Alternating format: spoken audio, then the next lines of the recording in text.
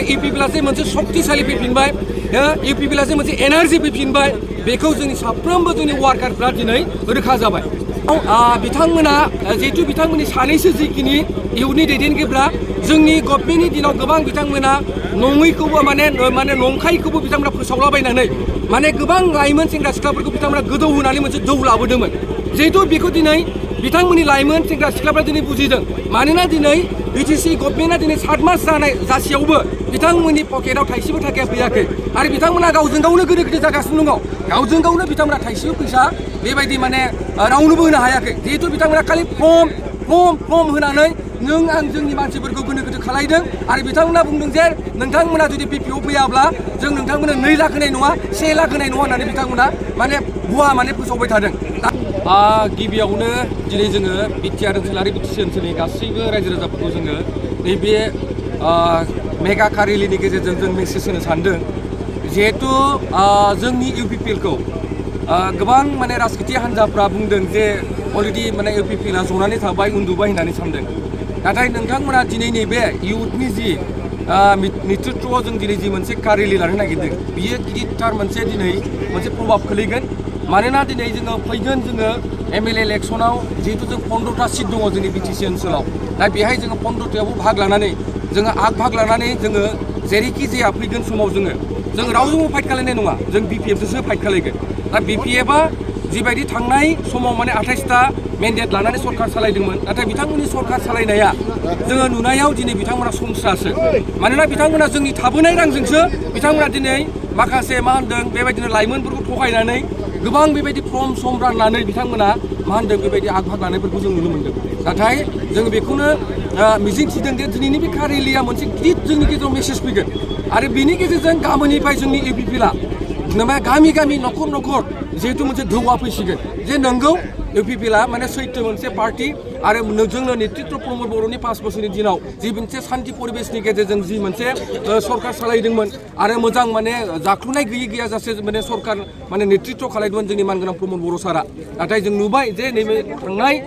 जिहेतु जोंहा 2025नि जि बिटिसि इलेक्सनाव बिथांमोना मेन्डेट लानानै सरकार दादोंब्लाबो नाथाय बिथांमोना फेलर जादों ओंखायनो आं आसा खालायो जिहेतु दिनैनि बे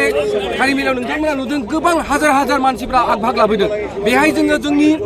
मा होनदों इयुथ माने मिरुजों लोगोसे पेरेन्ट बडि लोगोसे गुबुन सेलफोरनि मानसिफ्राबो बेहाय आग-भाग लानायफोरखौ नोंथांमोना नुनो मोन्दों आरो बेनो मोनसे प्रमान जे दिनैनो जों मोनसे सिगनेल होनो नागिरदों जे जाय रायजो राजाफ्रा दिनै गोनो गोथो जानानै दं बिथांमोना फैगोन समाव जोंनि सरकारखौ शान्ति परिबेसनि मोनसे सरकारखौ जोगारनानै गुबुन मोनसे सरकार लाबोनानै दिनै दावराव दावसि परिबेसखौ जुदि नोंथांमोना फोजोबनो सानदोंब्ला नोंथांमोना दिनैनिफ्राय गाबोननिफ्राय नोंथांमोना इउपिपिएल दलाव हाबनानै इउपिपिएलखौ सापर्ट खालायनानै फैगोन समाव नोंथांमोना जिहेतु बिधान सभायाव 15टा सिट दं बे 15टा सिटआव जाहाथे जोंनि इउपिपिएलनिफ्राय जों शक्तिशालि जोङो माने मासि लानानै जों देरहासारनो हायो बिनि थाखाय जों दिनै इउपिपिएलआ माने इउपिपिएलनि लाइमोन गांखंफ्रा माने दिनैनिफ्राय जोङो एकदम साग्रिद जानानै जों खामानि मावनो थाखाय दिनैनिफ्राय जों आवगायबाय इन्डियानि खोथाया जिहेतु जोंना अफिसियेलि खामानिया प्रसेस सोलिबाय थादों बिथांमोना माने ओंखारिया बे उननि बाथ्रा किन्तु जोंहा जोंनि जिखिनि मिशन दङ 15टायाव जों 15टाखौबो होगोन आरो बिनि गेजेरजों जों आवगायलांगोन जिहेतु एलायन्सआ एलायन्स हिसाबै जाबाय थागोन किन्तु जों एलायन्सखौ नेनानै थायाखै जोंहा मोनसे समाव एलायन्सखौ लानानैनो जोंहा गोबां बेबायदि जोङो मोनसे गाब्रनायखौ जों नुनो मोन्दों ओंखायनो जोङो नैबे द्वितीय बाराव बे नैथि बाराव जाहाथे जोंनि माने इउपिपिएल हान्जाया जाहाथे 15टा सिटआव जोङो जेरैखि जाया 10टा सिटखौ जों बोरै मोननो हायो बिनि थाखाय जोंनि लाइमोनफोरा दिनै आग-भाग लानानै सिगां लानानै जों खामानि मावनो थाखाय जोङो साग्रिद जानानै दिनैनो मोनसे प्रमान जों होनो नागिरदों आरो बे रेलिया दिनै उदालगुरिनिफ्राय लानानै क'क्राझाराव जोबथाहैगोन मानोना बेहाय जों गोबां जोंनि जिखि जिल्लाफोर दं बे जिल्लाफोरखौ जों गासैबो टाच खालायलांजोबगोन आरो बेनि गेजेरजों दिनै जिहेतु जों खोनानो मोन्दों दाख्लैनिफ्राय मानगोनां बिपिएफनि मानगोनां हाग्रामा महिलारि सारा जिहेतु जोंनि नैबे रेलिखौ नुनानै राकेश सारनि नेतृत्व जि मोनसे रेलि ओंखारनो नागिरदों बे रेलिखौ नुनानै बिथांमोनाबो 25 तारिखनिफ्राय बिथांमोनाबो मास गेदारिं लानो नागिरदों दा बेथ' बिथांमोना गिदों आरो बिथांमोना बुंदों मोनसे इउपिपिएलआ थैबाय होननानै नाथाय इउपिपिएलआ थैयाखै इउपिपिएलआ गोथांसो जादों आरो थांदों आरो नोंथांमोना नुगोन जे बिथांमोना थांनाय समाव जिबायदि 28टा मेन्डेट लानानै देरहादोंमोन एबार उल्था जागोन रायजो राजाया बुजिबाय आरो एबार जेरैखि जाया इउपिपिएलआ बांसिन मेन्डेट लानानै सरकार दागोन माने इउपिपिएलखौ गिनानै हाग्रामा महिलारिबो बिपिएफआ दिनै रेलि खालामनो थाखाय बिथांमोना बाध्य जादों येस नंगौ मानोना बिथांमोना जोंनि आरो दिनैनि बे कारेलिया जिहेतु जोंनाव दिनै बेहाय मा होनदों 700-800 खान माने गारिया दिनै मा होनदों उदालगुरिनिफ्राय लानानै क'क्राझारसिम रावना होगोन जेब्ला जोंनि बे गारिखौ नुगोन अब्ला हाग्रामा सारा गामिनिफ्राय उन्दुनाय जानाय लोंनाय सुख जानाय नङा मोनथिबायना दा ओंखायनो जों आसा खालामदों जे फैगोन समाव जे इउपिपिएलआ मोनसे शक्तिशालि फैफिनबाय इउपिपिएलआ मोनसे एनार्जि फैफिनबाय बेखौ जोंनि साफ्रोमबो जोंनि वार्कारफ्रा दिनै रोखा जाबाय थांनाय बे बोसोर बिसायख'थियाव लाइमोनफोरानो फेक्टर जादोंमोन दिनैनि बे रेलिनि गेजेरजों मोनसे समाव बिथांमोना जिहेतु बिथांमोननि सानैसो जिखिनि इयुननि दैदेनगिरिफ्रा जोंनि गभर्नमेन्टनि दिनाव गोबां बिथांमोना नङैखौबो माने नंखायखौबो बिथांमोना फोसावलाबायनानै माने गोबां लाइमोन सेंग्रा सिख्लाफोरखौ बिथांमोना गोदौ होनानै मोनसे दौ लाबोदोंमोन जिहेतु बेखौ दिनै बिथांमोननि लाइमोन सेंग्रा सिख्लाफ्रा दिनै बुजिदों मानोना दिनै बिटिसि गभर्नमेन्टआ दिनै 7 मास जानाय जासेयावबो बिथांमोननि पकेटाव थाइसेबो थाखाया फैयाखै आरो बिथांमोना गावजों गावनो गोदो गोदो जागासिनो दङ गावजों गावनो बिथांमोना थाइसेबो फैसा बेबायदि माने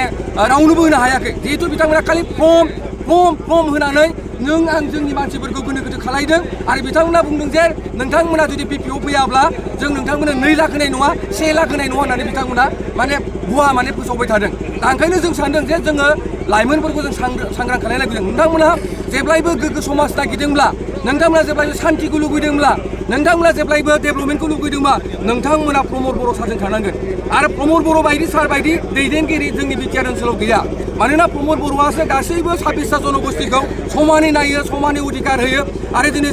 जोंनि बे 5 बोसोराव जों शान्ति मोनसे परिबेश कुनु नांलाय खमलाय गैयाजासे कुनु दाङाबाजि गैयाजासे हारिजों जातिजों कुनु नांलाय खमलाय गैयाजासे जोंनि सरकारनि दिनाव जोङो एचिभमेन्ट खालामनो हादों आरो जों बिनि थाखायनो जों प्रमद बर'खौ पिसनि सासे राजा शान्ति होननानै जोङो गनायनानै लायो आरो बे खोथाखौ बिथाङाबो गनायना लानांगोन मानोना हाग्रामा महिलारि साराबो मानोना दिनै बिथाङा फैनाय लोगो बे 6 मास 7 मासनि गेजेराव गोबां दावराव दावसि नोंथांमोना नुदों नोंथांमोना क'क्राझारावनो नुगासिनो दङ बाङालिजों माने मुस्लिमजों जाबाय बिनि उनाव बर'जों सावथालजों जाबाय बेबायदिनो गोबां दाङाबाजिया जानायखौ जों नुनो मोन्दों दा ओंखायनो प्रमान जाबाय रायजो राजाफ्रा दिनै माने इउपिपिएलखौनो लुबैफिनदों इउपिपिएलखौनो फैनायखौ बिथांमोना हास्थायदों आरो इउपिपिएलआ फैयोब्लासो जोंनि बिटिआर ओनसोलाव शान्ति परिबेशा जेब्लायबो स्टाब्लिश जागोन बेनिखायनो जोङो हाग्रामा महिलारिजों थानाय नङा बिपिएफजों थानाय नङा होननानै दिनै साफ्रोमबो लाइमोन सेंग्रा सिख्लाफ्रा दिनै जोंजों बिथांमोना कन्टेक्ट जादों आरो बिथांमोना दिनै आग बाग लादों आरो नोंथांमोना दिनै नुदों जे बे रेलिनि गेजेरजों बेनो मोनसे प्रमान